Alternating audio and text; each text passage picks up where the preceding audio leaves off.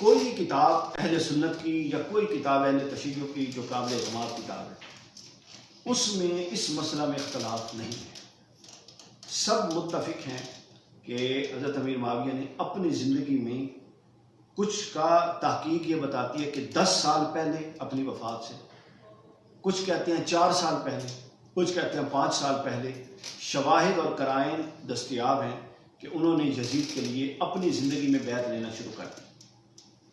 اب یہ وہ طریقہ تھا جو سنت رسول کے بالکل خلاف تھا، سنت خلفائے راشدین کے بالکل خلاف تھا.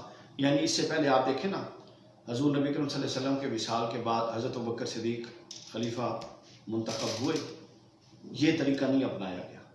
حضرت ابوبکر کے بعد حضرت عمر، یہ طریقہ نہیں اپنایا. حضرت عمر کے بعد حضرت عثمان، یہ طریقہ نہیں اپنایا. حضرت عثمان کے بعد حضرت علی، حضرت علی کے بعد امام حسن. یہ طریقہ بالکل ایک بدعت تھی، نہیں جو حضرت امیر معاویہ نے ایجاد کی دین میں، اس کا دین میں کوئی نہیں تھا. اور اسی بدعت نے دین کے سارے پڑخچے اڑائے اور دین کو 2 3 4 5 50 100 حصوں میں تقسیم کر دیا. اس سے پہلے یہ سنت، یہ طریقہ رائج نہیں تھا.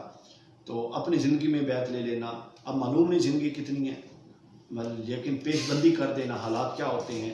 یہ کوئی مطلب بادشاہ تو تھی نہیں، امت مسلمہ تھی. تو امت مسلمہ میں ہمیشہ خلفائے راشدین کے دور میں اجتماعی شرائیت کا سلسلہ چلتا رہا.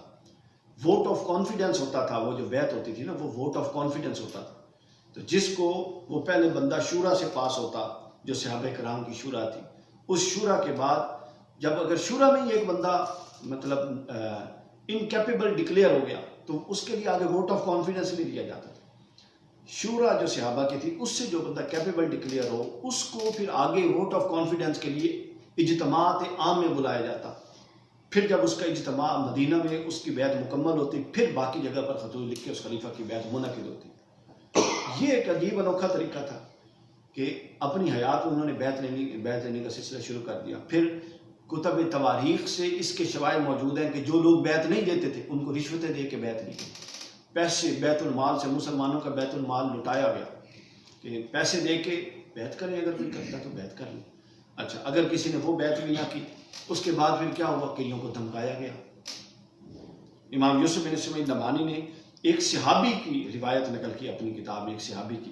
انہوں نے کہا ہے کہ میں کس طرح اس کی یزید کی بیعت کر لوں. صحابی کے قول میں آپ کو پڑھ کے سنا دیتا ہوں تاکہ کوئی اس میں نہ رہے، اور صحابی کا نام بھی میں آپ کو بتا دیتا ہوں اور کتاب کا حوالہ بھی بتا دیتا ہوں. حضرت منظر، صحابی رسول حضرت منظر بن زبیر رضی اللہ تعالیٰ عنہ، یہ صحابی ہیں. اور تفسیر کامل میں 4 جلد صفحہ 42 پر، اور وفاء الوفا جلد 1 صفحہ نمبر 89 پر ان کا یہ قول موجود ہے. صحابی رسول آپ فرماتے ہیں کہ بے شک یزید نے مجھے 1,00,000 درہم دیے اور یہ عطیہ مجھے تمہارے سامنے، اس کے باوجود، چونکہ صحابی تھی اور صحابی سب عدل پر قائم، انہوں نے کہا اس کے باوجود اس کا یہ ہدیہ، اس کے باوجود مجھے حق بیان کرنے سے نہیں روک سکتا. میں تم لوگوں کو بتانا چاہتا ہوں کہ وہ کون تھا. پھر انہوں نے قسم اٹھائی، واللہ انہ یشرب الخمر، میں قسم اٹھاتا ہوں کہ وہ شرابی ہے. پھر آگے انہوں نے کہا کہ وہ شراب میں مخمور رہتا ہے، اتنا مخمور رہتا ہے کہ نماز کا وقت بھی گزر جاتا ہے اور اس کو شراب ہوش میں نہیں آنے دیتی. یعنی یہ پوزیشن تھی. بہت سارے لوگوں کو مال دیا گیا. ٹھیک ہے، پھر کیا ہوا، قتل حسین اور واقع کربلا سے پہلے کئی لوگ جو اہل بیت کے محب تھے ان کو شہید کروائے. حضرت حجر بن عدی حضرت علی کے پکے محب تھے اور صحابی تھے، ان کو شہید کروایا گیا. بنو امیہ کے خلاف جو موومنٹ اٹھی اور جو ضروریات محسوس ہوئی اور کچھ بنیادیں پڑی، ان میں ایک یہ پوائنٹ بھی تھا کہ کئی صحابی، حضرت حجر بن عدی سے جو سلسلہ شروع ہوا، ایسے چند لوگوں کو شہید کروایا گیا کہ جو اتنے قریب تھے محب اہل بیت کے کہ امام حسین نے حضرت امیر معاویہ کو خطوط لکھے کہ آپ کی حکومت میں کیا ہو رہا ہے کہ صحابی رسول اور اتنے محب اہل بیت اور جن کا اتنا مقام ہے ان کو شہید کیا جا رہا بغیر کسی قصور کے. انہوں نے پھر جوابات دیے. یہ سارا سلسلہ چلتا رہا، یہ سب کتب میں موجود ہے. تو واپس آتے ہیں اپنے سوال کی طرف کہ جو یزید تھا اس کے لیے بیعت بہت عرصہ پہلے لینی شروع کر دی گئی. یہ دین میں بدعت تھی، اس سے پہلے نہیں تھی، اس کو نیا ایجاد کیا گیا. ٹھیک ہے، اب جب بدعت ایجاد کر دی گئی، اب اس کے بعد سنیے، جب اکثر لوگ اب 2 3 طبقے بن گئے. ایک طبقہ وہ بن گیا جس نے بیعت کر لی،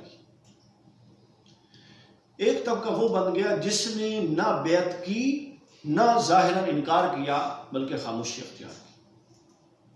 تیسرا طبقہ وہ بن گیا جس طبقے نے بیعت نہیں کی لیکن ان کو دبا کر دھمکا کر یا مال دے کر بیعت پر مجبور کیا گیا۔ اور چوتھا طبقہ جو بڑا قلیل لوگوں کا تھا وہ طبقہ تھا کہ جو بیعت نہ صرف انہوں نے انکار کیا بلکہ اس انکار پر ڈٹ گئے اور انہوں نے کہا کہ یہ ڈیزرو ہی نہیں کرتا کہ اس کی بیعت کی جائے۔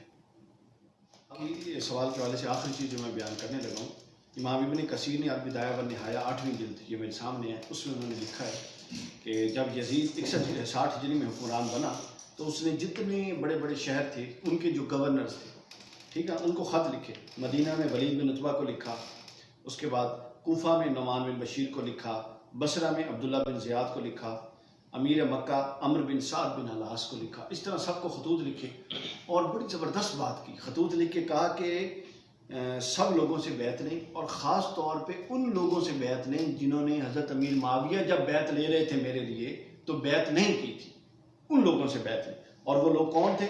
آگے خط میں بالکل ان کی وضاحت کر دی گئی کہ وہ لوگ 3 تھے، ان میں حضرت امام حسین، حضرت علی کے بیٹے، حضرت عبداللہ ابن عمر، حضرت عمر بن خطاب کے بیٹے، اور حضرت عبداللہ بن زبیر۔